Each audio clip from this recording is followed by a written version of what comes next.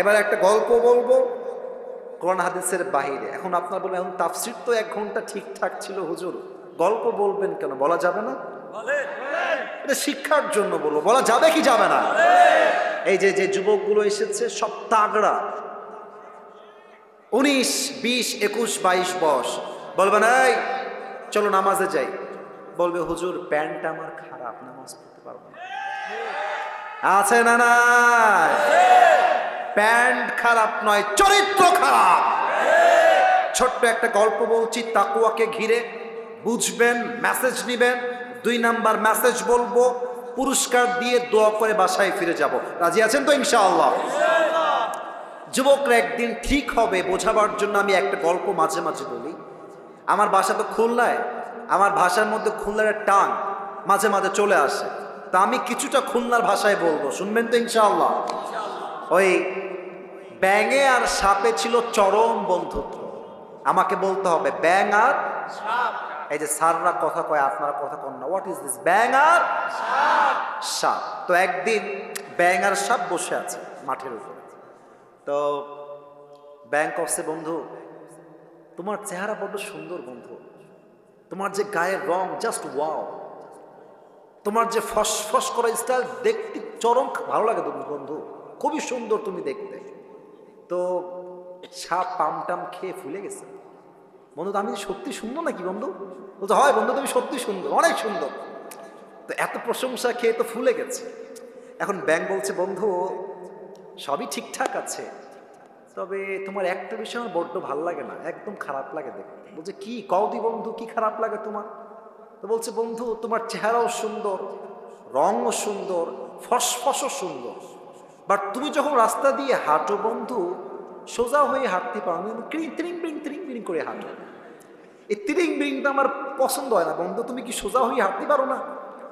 তো সাপ বলছে, বেয়াদব, তোর এত বড় সাহস, তুই আমার বদনাম করতেছিস?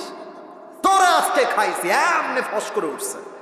এখন ব্যাঙ করছে, বন্ধু তুমি লোক তো সুবিধার না, তোমার এতগুলো প্রশংসা করলাম তোমার গায়ে ঠেকলো না, তোমার একখান বদনাম করলাম গায়ে লেগে গেল বন্ধু, তুমি তো লোক সুবিধার না। ব্যাঙ দিয়েছে 1 লাফ, গিয়ে পড়ছে পুকুরের ভেতরে।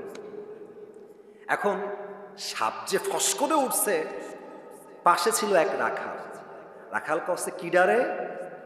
মানে কিডা? দৌড় দিয়ে আসছে, দেখছে মাশাআল্লাহ সাপ মামা এইভাবে আছেন। এখন রাখালের হাতে ছিল বিশাল লম্বা একটা বাঁশের লাঠি। রাখাল বলছে, দেরি করা যাবে না, বিসমিল্লাহ বলে এখনই শুরু করে দেই। মার, সেই মার, 20 মিনিট পিটায় সাপকে এখন সোজা করে ফেলেছে। এখন সাপ যে সোজা হয়ে গেছে, সাপ আর কথা কয় না। এখন ওদিকে ব্যাঙ তো পানির নিচে লুকায় আছে। ব্যাঙ কয়, কি রে 1 ঘন্টা হয়ে যায়, 2 ঘন্টা হয়ে যায়, বন্ধু কথা কষ্ট না কিসের জন্য? বন্ধু গেল কোহানে, বন্ধু আমার গেল কোহানে? উঠে আসছে, এসেই দেখছে অবাক করা বিষয়, বন্ধু আর ত্রিং বিরিং নাই, বন্ধু সোজা হয়ে গেছে। এখন ব্যাঙ বলছে, কি খবর রে বন্ধু, আমার সোজা হইলো কেমবেলা? দৌড় দিয়ে আসছে বন্ধুর কাছে, বলছে, এই রাষ্ট্রের দায়িত্বশীল ব্যক্তিবর্গরা আমাকে বলেন আমার প্রত্যেক মাসের বেতন কয় টাকা? তো বলছে, আপনার বেতন হচ্ছে 30,000 টাকা। বলছে, 30,000 টাকা এখন থেকে কমায় দাও, এটাকে 25-এ নিয়ে আসো, আমি এত বেতন নিব না। একজন যুবক ডাক দিয়ে বলছে, ইয়া খলিফাতুল মুসলিমিন, বেতন আপনার কমবে কেন? দিন দিন তো বেতন বাড়ার কথা। আবু বকর ডাক দিয়ে বলছে, শোনো শোনো, আমার যেই বেতন দেওয়া হয়, আমার বউ 2-3 মাসের টাকা জমিয়ে আমার জন্য, সন্তানের জন্য শাড়ি ক্রয় করেছে, এটাই প্রমাণ। আমার বেতন থেকে কিছু টাকা অলওয়েজ বেঁচে যায়, তো আমি এটাই চাই, আমার বেতন টাকা বাঁচবে কেন? কমায় দাও, আজ থেকে 30,000 নয় 25,000 টাকা হবে আমার বেতন।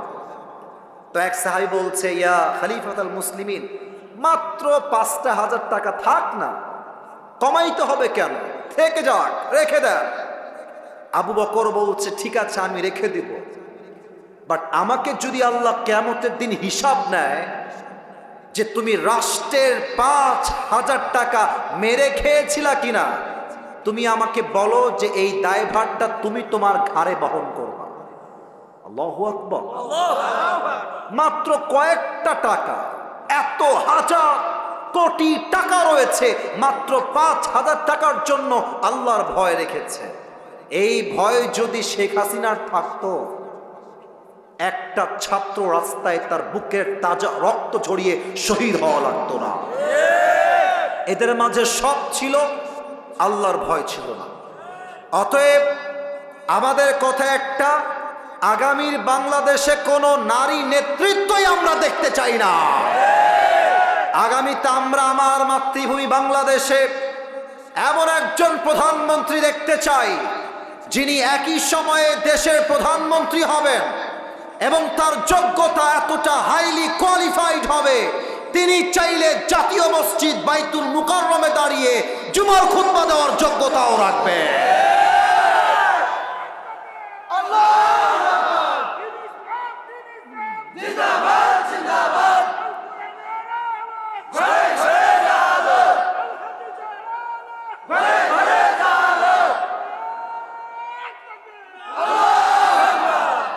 বাঘের বাচ্চা তাকবীর দিয়েছে, ঠিক কিনা বলে?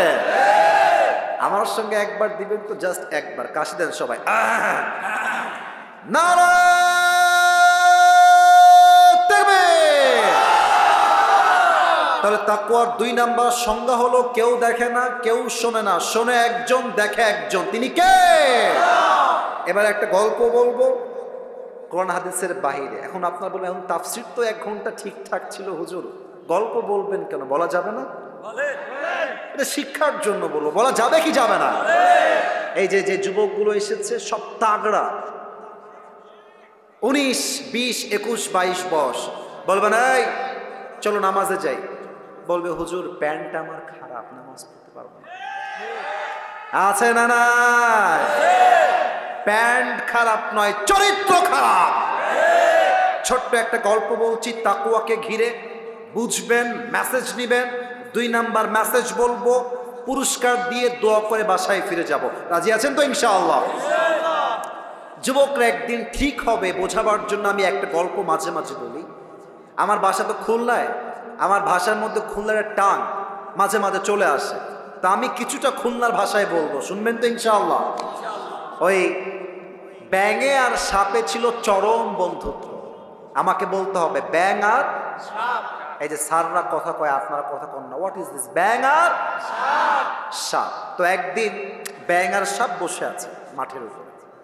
তো ব্যাঙ কচ্ছে, বন্ধু তোমার চেহারা বড্ড সুন্দর বন্ধু, তোমার যে গায়ের রং জাস্ট ওয়াও, তোমার যে ফসফস করা স্টাইল দেখতে চরম ভালো লাগে তুমি বন্ধু, খুবই সুন্দর তুমি দেখতে।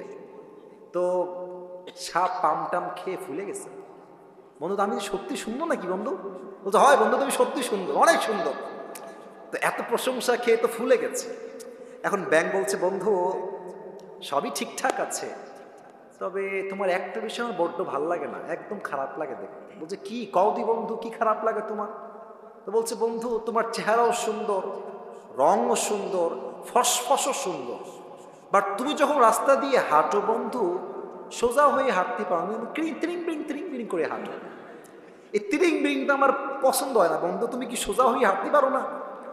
তো সাপ বলছে, বেয়াদব, তোর এত বড় সাহস, তুই আমার বদনাম করতেছিস, তোরা আজকে খাইছি। এমনি ফস করে উঠছে। এখন ব্যাংক করছে, বন্ধু তুমি লোক তো সুবিধার না, তোমার এতগুলো প্রশংসা করলাম তোমার গায়ে ঠেকলো না, তোমার একখানে বদনাম করলাম গায়ে লেগে গেল বন্ধু, তুমি তো লোক সুবিধার না। ব্যাংক দিয়েছে 1 লাখ, গিয়ে পড়ছে পুকুরের ভেতরে। এখন সাপ যে ফস করে উঠছে, পাশে ছিল এক রাখাল। রাখাল করছে, কিডারে? মানে কিডা? দৌড় দিয়ে আসছে, দেখছে মাশাআল্লাহ সাপ মামা এইভাবে আছেন। এখন রাখালের হাতে ছিল বিশাল লম্বা একটা বাঁশের লাঠি। রাখাল বলছে, দেরি করা যাবে না, বিসমিল্লাহ বলে এখনই শুরু করে দেই। মা সেই মা 20 মিনিট পিটায় সাপকে এখন সোজা করে ফেলেছে। এখন সাপ যে সোজা হয়ে গেছে, সাপ আর কথা কয় না। এখন ওদিকে ব্যাঙ তো পানির নিচে লুকায় আছে। ব্যাঙ কয়, কি রে 1 ঘন্টা হয়ে যায়, 2 ঘন্টা হয়ে যায়, বন্ধু কথা কষ্ট না কিসের জন্য, বন্ধু গেল কোহানে, বন্ধু আমার গেল কোহানে, উঠে আসছে, এসেই দেখছ অবাক করা বিষয়, বন্ধু আর তিরিং বিরিং নাই, বন্ধু সোজা হয়ে গেছে। এখন ব্যাংক বলছে কি খবর রে, বন্ধু আমার সোজা হইলো কেমবেলা, দৌড় দিয়ে আসছে বন্ধুর কাছে, এসে দেখছে বন্ধু আর জিন্দা নাই, বন্ধু মহিলা ভূত হয়ে গেছে, আর বন্ধুর দেহের ভেতরে সাপের যে বিষ আর ফেনা সব বের হয়ে গেছে। এখন ব্যাংক বলছে ওরে বন্ধু রে, আপনি সেই সোজা হইলেন, তবে ফেনা থাকতে আর সোজা হইতে পারলেন না, ফেনা বের হয়ে আপনি সোজা হইলেন, ঠিক না বলে?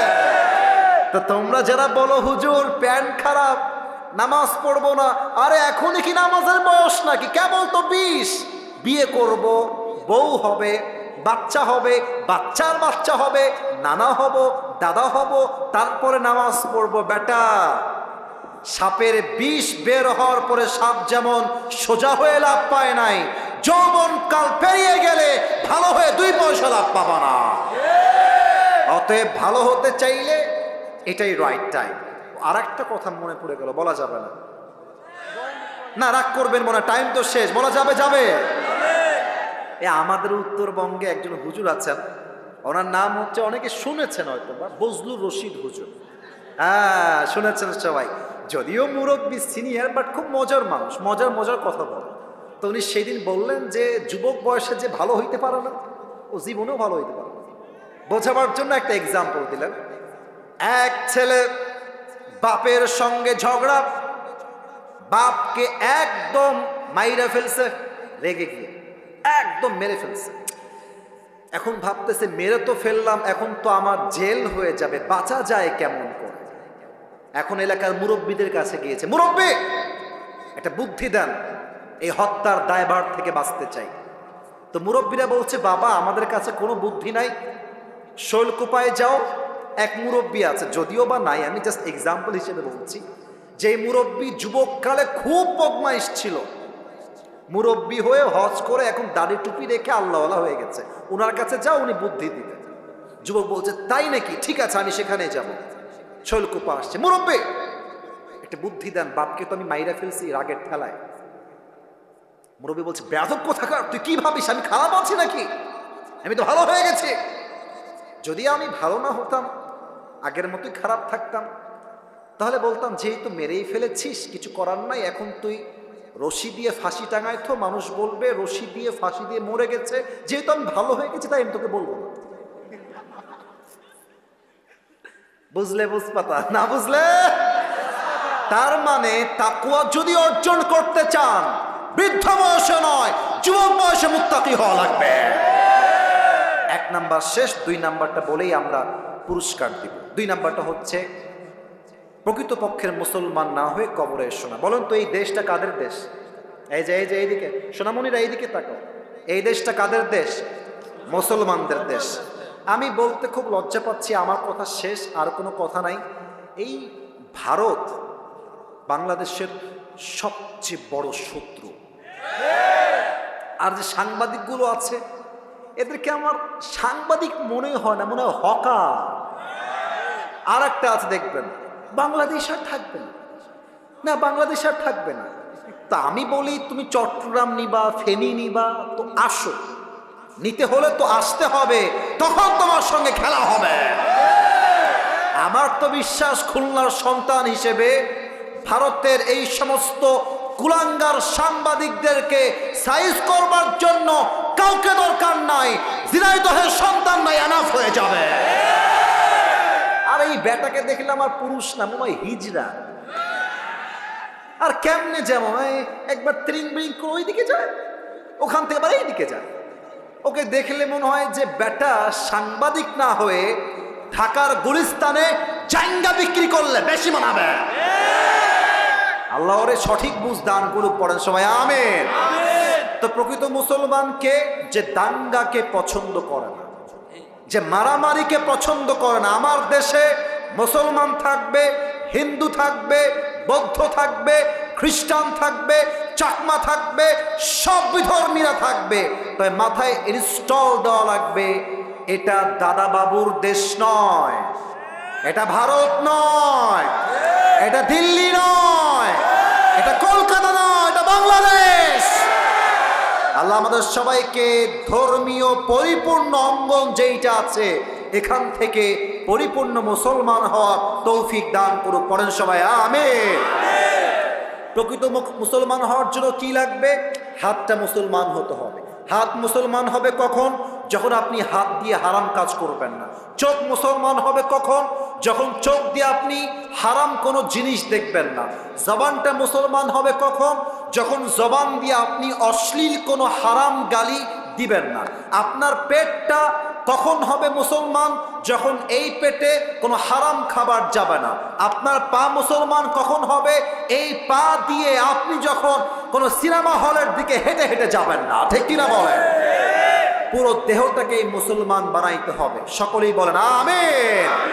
সবাই দুই হাত তুলেন, সবাই দুই হাত তুলেন, সবাই, কেউ যেন বাদ পড়ে না যায়। বলেন সবাই ঝিনাইদহের শৈলকুপার ভার। বলেন সবাই হুজুর। শেষ ভালো যার সব ভালো তার। অতএব আস্তে কথা কইেন না, জোরে কন, বলেন হুজুর। আমরা ঝিনাইদহের সন্তান, আপনাকে ওয়াদা দিলাম। আরে यार जोर से बोलो, ওয়াদা দিলাম।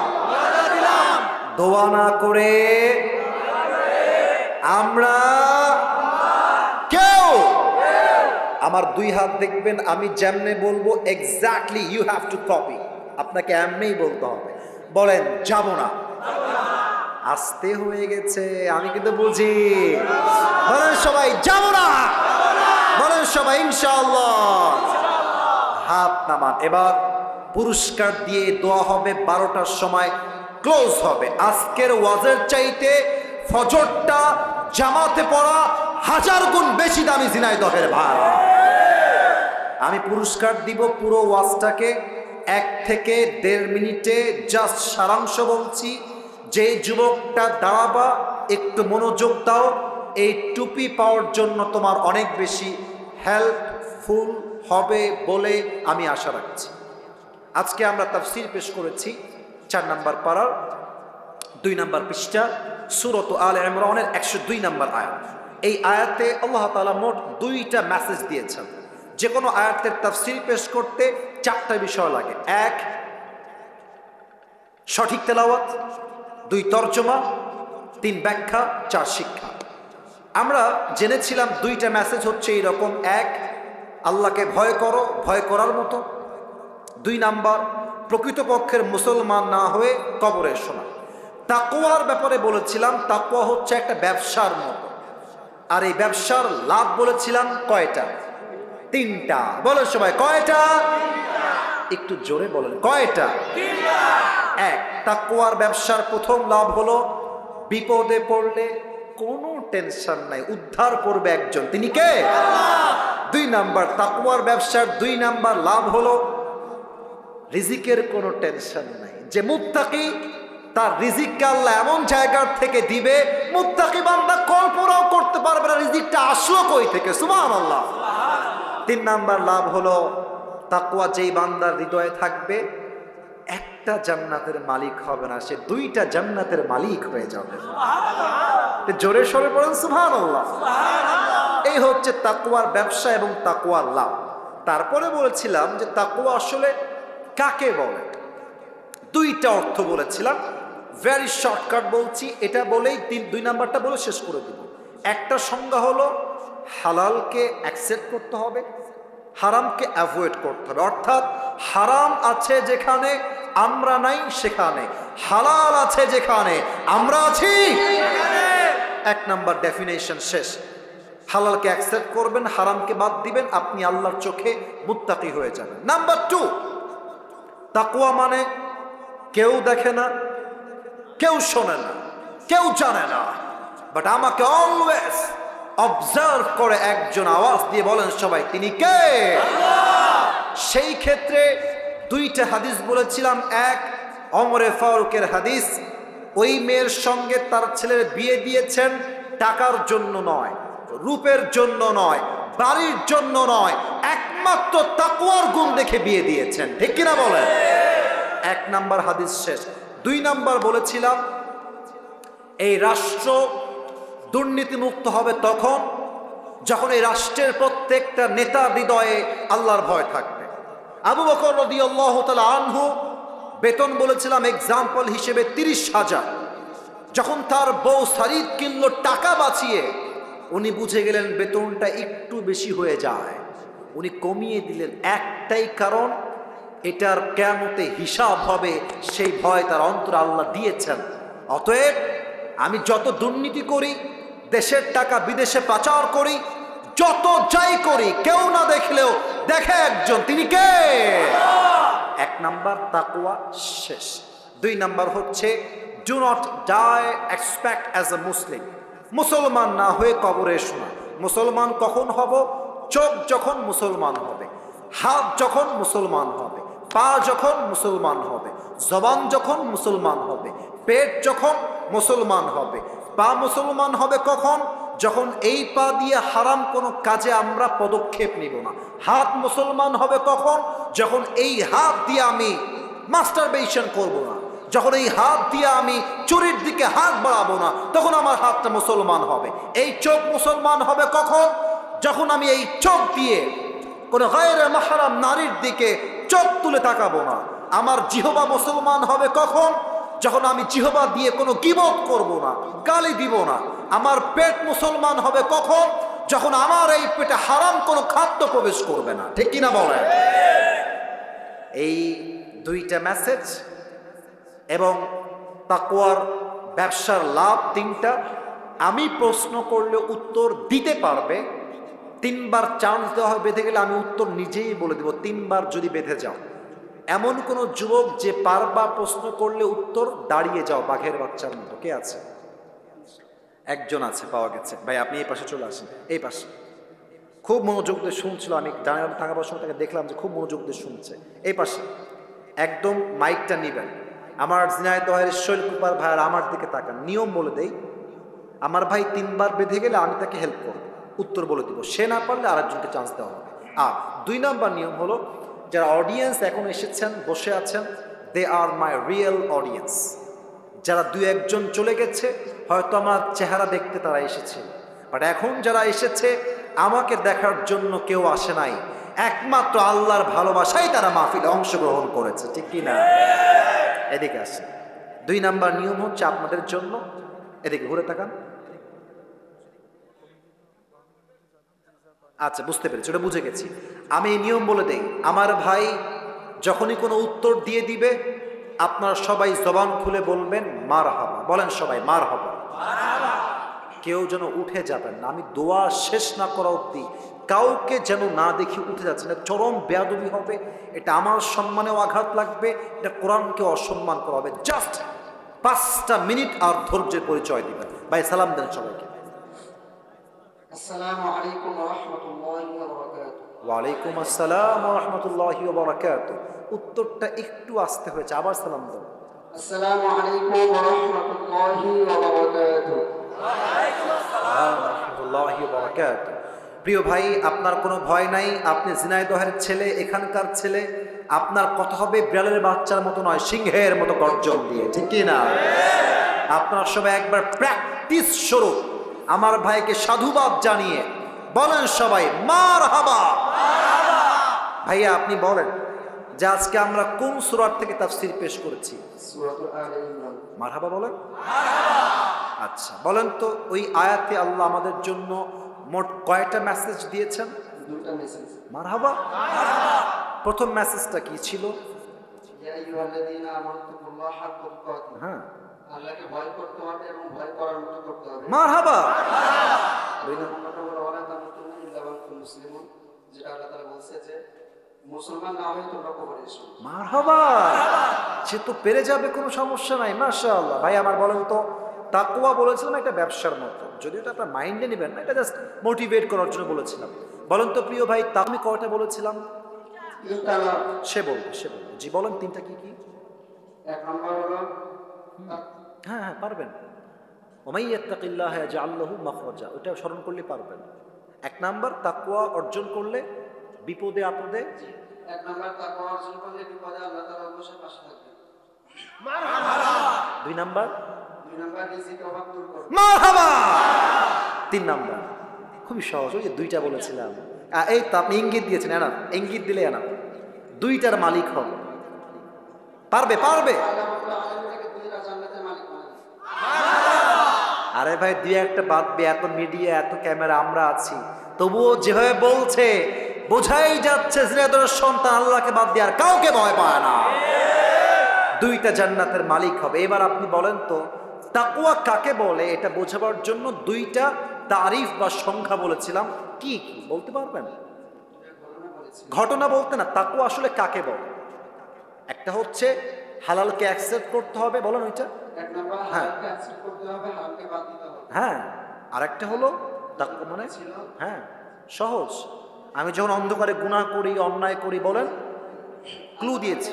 প্রথমে ভয় করতে হবে। হ্যাঁ, আমাকে কেউ না দেখলেও আমাদেরকে আল্লাহ তাআলা বসে দেখে। মারহাবা। এবার আপনি খুব বুঝে বলবেন, আবু বকর তার বেতন কি কমিয়েছেন না বাড়িয়েছেন? কমিয়েছে। কেন কমিয়েছেন? কারণ সে যখন তার স্ত্রী তার সামনে খাবার নিয়ে আসছে, হ্যাঁ। তার স্ত্রী প্রশ্ন করেছিল হ্যাঁ। যে এটা তুমি কোত্থেকে কোত্থেকে পেয়েছো? হ্যাঁ। বলেছিল যে আপনি আমাকে যে হাদিয়াটা দিয়েছেন, হ্যাঁ, হ্যাঁ, ওইটা আমি জমিয়ে রান্না করেছি। হ্যাঁ বরং তার 30,000 টাকা বেতন ছিল, সে হ্যাঁ। 5,000 টাকা কমিয়ে তার বেতনটা 25,000 করেছিল। মারহাবা বলেন। এটা একমাত্র কারণ আল্লাহর ভয় যুবক ভাড়া, ঠিক কিনা বলো? লাস্ট কথা, এবার আপনি বলেন ওমরে ফারুক জাস্ট একটাই উত্তর দিবেন, এনাফ হয়ে যাবে। তার ছেলেকে সামান্য একজন দুধ বিক্রেতার মেয়ের সাথে বিয়ে দিয়েছে, এখানে তিনি কি দেখে বিয়ে দিয়েছেন? তাকওয়া থেকে বিয়ে দিয়েছে। এবার 2 নাম্বার মেসেজটা বলেন সবাইকে। 2 নাম্বার কি ছিল মেসেজটা? ওয়ালা তামুতুন্না ইল্লা ওয়া আনতুম মুসলিমুন। কি মুসলমান মেসেজ? না হয়ে কখনো যাওয়া যাবে না। মারহাবা বলেন। মুসলমান আমরা পরিপূর্ণ কখন হব? আমি ব্যাখ্যা দিয়েছিলাম। হ্যাঁ, যখন আমার হাতটা মুসলমান হবে, যখন আমার হ্যাঁ। চোখটা মুসলমান হবে, যখন আমার আমার পেট, হ্যাঁ। আমার প্রত্যেকটা অঙ্গ প্রত্যঙ্গ যখন আল্লাহ তাআলা ভয় করতে থাকবে, তখন আমার পরিপূর্ণ মারহাবা। আপনার নাম কি ভাই?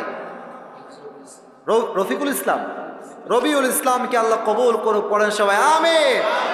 একটু এদিকে আসতে হবে, টুপিটা খুললে একটু টাইম পড়াই দেবেন ইনশাআল্লাহ। আসেন, মাশাআল্লাহ, এদিকে আসেন, এদিকে আসেন। মারহাবা বলবেন না আপনারা সবাই? মাশাআল্লাহ, ওকে যুগশ্রেষ্ঠ আলেম হিসেবে আল্লাহ কবুল করুক। পড়েন আমিন। তুমি আমার হুজুরের সামনে বসে পড়ো, এখানেই বসে পড়ো। আমার ভাইয়েরা, আপনারা আমার ভালোবাসা রেখেছেন, আপনারা আমার মান রেখেছেন, আমি খুশি হলাম। ইনশাআল্লাহ আল্লাহ বাঁচায় রাখলে আগামীতেও দেখা হবে। রাজি আছেন তো ইনশাআল্লাহ? তবে একটা কথা সবাইকে বলতে চাই, এই মাহফিলটা আজকে হয়েছে, আগামীতেও এই মাহফিলটা হোক, আমরা সবাই চাই কি চাই না? যুবকদেরকে মাইনাস করবেন না। ওরা আজকে আমাকে নিয়ে আসছে, আগামীতে ওরা মিজানুর রহমান আজহারিকেও নিয়ে আসতে পারে। কই যায় এরা, কই যায়? এই যে 2জন কই যায়? এই যে আব্বাজান বসেন, বসো বসো, বসে দাও, বসে দাও। এই মাহফিলটা আগামীতে হোক, এটা আমরা কারা কারা চাই? 2টা হাত তুলে আল্লাহকে দেখায়। তাকবীর দিবেন না কেউ, হাত উপরে রাখবেন। আমি বলে দেই, ঝিনাইদহের মানুষ মুনাফেক হবেন না, ওয়াদা দিয়েছেন, দোয়া করে যাবেন। দোয়া মাত্র 3 মিনিট হবে।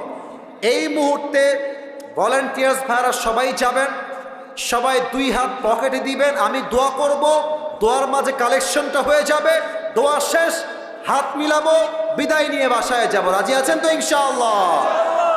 সবাইকে দেখছি, সবাই 2 হাত পকেটে দেন, সবাই 2 হাত পকেটে, পকেটে সবাই 2 হাত পকেটে দেন, পকেটে। এই ভলেন্টিয়ার্সরা যাও। আর কেউ ল্যাটা মেরে না বসে আত্তাহিয়াতুর সূরাতে বসেন। এই কালো গেঞ্জি বসো, বসো। হ্যাঁ, টাকা বের করে বসে পড়ো। সবাই দুরূদ শরীফ পড়ুন, আল্লাহুম্মা সাল্লি আলা মুহাম্মদ ওয়া আলা আলি মুহাম্মদ। এই ভলেন্টিয়ার্সরা যাও না কেন? 20-30 জন যাবা, যেন কোনো বিশৃঙ্খলা না হয়। কয়েকজন উঠছো মাঝখান থেকে, পিচ্ছিরা বসে পড়ো, বসে পড়ো। আমি দোয়া করছি প্রিয় ভাইরা, রাত 12টা বেজে গিয়েছে, 1.5 ঘন্টা বেশি হয়ে যাচ্ছে। মেহেরবানি করে কেউ উঠবেন না দোয়ার সময়। ঝিনাইদহের সম্মান আগেও ঠিক ছিল, শেষেও ঠিক থাকবে, ঠিক কিনা বলে? আলহামদুলিল্লাহি রাব্বিল আলামিন, ওয়াসসালাতু ওয়াসসালামু আলা সাইয়্যিদিল আম্বিয়া ওয়াল মুরসালিন। এই মাঝখানে এরা কই যায়? বেয়াদবি কেন করে এরা? বসো। আজীব ছেলে পেলে, কথা শোনো না, বসো।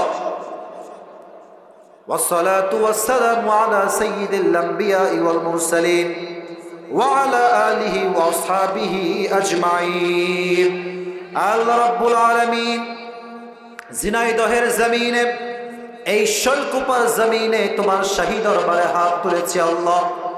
কলিজার টুকরা যুবক ভাইয়ারাও তোমার শাহী দরবারে হাত তুলেছে আল্লাহ।